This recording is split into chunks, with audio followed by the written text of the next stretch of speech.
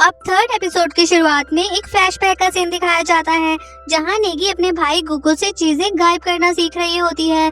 तभी present scene में हम देखते हैं कि रुको ने नेगी को चोरी वाली रात को छत पर भागते हुए देख लिया था और वो उससे उसके बारे में पूछता है और रुको उसे भी ये सिखाने का बोलता है, लेकिन नेगी उसे मना कर देती है और प्रॉमिस लेती है कि वो ये बात किसी को भी ना बताए।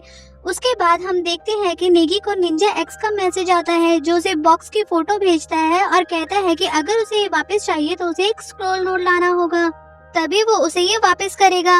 नेगी ये नहीं जानती थी कि वो किस स्क्रॉल नोट की बात कर रहा है। और वहीं आरू और केरिन रेस्टोरेंट में बैठकर यूसो के द्वारा की गई लाइव कॉन्फ्रेंस देख रहे होते हैं और वहीं उन्हें वो फूल दिखाई देता है जिसे उन लोगों ने लास्ट एपिसोड में मारे गए व्यक्ति के घर पर देखा था, जिसे एक आदमी चुरा लेता है। आरू देखता है कि रेस्टोरेंट में हामाशिमा आ जाता है और जिसे देखकर आरू परेशान हो जाता है और केरिन के जाने के बाद हामाशिमा आरू से मिलता है और उसे ज़ेंथाकाई कंपनी में जाने को बोलता है और उस फूल को चुराने को बोलता है। और वहीं साची घर पर सबको अपनी फैक्ट्री के ऊपर छपने वाले आर्टिकल्स के बारे में बताता है कि सैटरडे के दिन आर्टिकल के लिए उसके पूरे परिवार की तस्वीर ली जाएगी। रुको और उसके दादी ये सुनकर खुश होते हैं, लेकिन बाकी सब अपनी अपनी मुश्किलों के चलते साची को जवाब नहीं दे पाते। और अगले दिन योको को हामाशिमा का एक आदमी क्रूज के हमले के पीछे मथुरा नाम के एक आदमी की तस्वीर दिखाता है। मथुरा एक डेटिंग ऐप यूज करता है जहां उसने उसे मथुरा की तस्वीर भेजी है और अब मथुरा उससे मिलना चाहता है। युको जब मथुरा से मिलने जाती है तो उसे वो काफी अजीब लगता है। मथुरा को म्यूजिक का काफी शौक होता है, लेकिन युको को म्यूजिक में कोई भी इंटरेस्ट नहीं होता। वहीं निंजा मैनेजमेंट ब्यूरो में हॉकी हामाशिमा के एक आदमी को नष्ट की गई फाइल्स को जोड़ने का काम देता है, जो उसे दिखने में काफी मुश्किल लग रहा होता है। आगे हम देखते हैं कि आरू ज़ेंथाकाई कंपनी में जाता है और वहाँ होने वाली हर तरह की एक्टिविटी को ध्यान से ऑब्जर्व करता है और उसे एक एक्टिविटी से पता चलता है कि एक व्यक्ति वहां जुड़े लोगों में से किसी दो व्यक्तियों को चुनकर यूसुको से मिलने का मौका देता है और ये व्यक्ति वही होता है जिसने वो येलो फूल चुराया होता है। आरू और केरिन को उस व्यक्ति की इन्फॉर्मेशन निकालने से पता चलता है कि ये व्यक्ति पुलिस वाला है और आरू और केरिन फिर एक बच्चे के हाथ उस पुलिस वाले के पास एक मोबाइल भेजते हैं। पुलिस वाला जब उस मोबाइल में मैसेज ज्यादा देखता है तो वो देखता है कि उसमें वही वीडियो रिकॉर्डिंग होती है जो केरिन ने बनाई थी। फिर उसे आरू की कॉल आती है। वो कहता है कि अगर उसने उनकी यूसुको से मिलने में हेल्प नहीं की तो वो ये वीडियो वायरल कर देंगे। कल वो लोग वहां आएंगे, उनके हाथ में एक लाल रंग का ब्रेसलेट होगा। कैरिन को आरू को देखकर काफी हैरानी होती है कि आरू कैसे इतनी कॉन्फिडेंस से उस पुलिस वाले से बात कर सकता है, क्योंकि कैरिन फिलहाल नहीं जानती थी कि वो एक पैदाइशी निंजा है।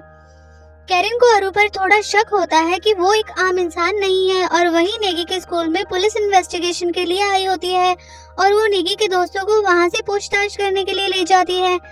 नेगी ये देखकर थोड़ा घबरा जाती है। इन्वेस्टिगेशन के बाद नेगी का दोस्त काफी खुश होकर उसे बताता है कि पुलिस वालों को उसके ऊपर शक होता है, क्योंकि जहाँ भी चोरी होती है वो वहाँ पर मौजूद होते हैं। उसने नेगी का नाम भी बता दिया है कि वो भी उसके साथ ही मौजूद होती है। नेगी उसकी पागलपंती पर थोड़ा शर्मिंदा होती है और आगे का सोचने लगती है। अब पुलिस को शक होने पर वो लोग नेगी के घर पे आ जाते हैं और वहाँ वो लोग रुको से नेगी के बारे में पूछते हैं। रुको बचपने में पुलिस वालों को नेगी के छत पर दौड़ने वाली बात बता देता है। तभी उसकी दादी भी ये सुन लेती है, लेकिन वो उस वक्त कुछ नहीं कहती। शाम होने पर जब आरू अपने घर लौटता है तो उसके कमरे में नेगी बैठी होती है। वो आरू से पूछती है क्या उनका भाई गाकू सच में मर चुका है, क्योंकि उन सब ने उसे मरते हुए नहीं देखा था। लेकिन आरू नेगी को कोई जवाब नहीं देता और उसे वहां से जाने का बोलता है। नेगी अपसेट होकर वहां से चली जाती है। नेक्स्ट डे सांची की फैक्ट्री में उनकी फैक्ट्री और उसकी फैमिली की तस्वीर लेने कुछ फोटोग्राफर्स आते हैं और साची के कहने पर सिर्फ दादी और रुको वहां आते हैं और ये देखकर साची निराश हो जाता है और बाकी लोगों के आने का वेट करता है। अब उनके पीछे से नेगी को मौका मिल जाता है निंजा एक्स द्वारा कहे गए स्क्रॉल नोट को ढूंढने का। वो उसे पूरे घर में ढूंढती है, लेकिन उसे कहीं भी नहीं मिलता। जब वो निराश होकर दादी के कमरे में बैठती है तो उसे छत में एक नोट मिलता है और वहीं दूसरी ओर युको मथुरा से दोबारा मिलने के लिए एक पार्टी में जाती है, जहाँ मथुरा लोगों के बीच एक म्यूजिक परफॉर्मेंस दे रहा होता है। मथुरा की तरफ एक आदमी देखकर कुछ कहने की कोशिश कर रहा होता है और मथुरा लिप रीड करके अपना सिर हिला देता है, जिसे देखकर युको काफी डरी हुई लगती है। उसके बाद आरू और नेगी को वो पुलिस वाला यूसुको से मिलने ले जाता है। यूसुके उन दोनों को देखकर अपनी आंखें बंद कर लेता है और कैरिन से कहता है कि उसका बचपन देख पा रहा है। जहां उसके माँ बाप आग में जलकर मर गए थे और सिर्फ केरिन ही उस आग से बची थी। और आरू को महसूस करते हुए उसने कहा कि उससे सिर्फ एक शांत भरी आवाज आ रही है। जिसके बाद वहाँ एक लड़की आती है, वही लड़की होती है जिसे हमने रेलवे स्टेशन पर देखा था। वो लड़की एक तलवार लेकर आरू को दे देती है, तो कि आरू से केरिन को मारने का कहता है ताकि उसकी जिंदगी मुक्त हो सके। लेकिन आरू ऐसा नहीं करता और वहाँ से जाने लगता है।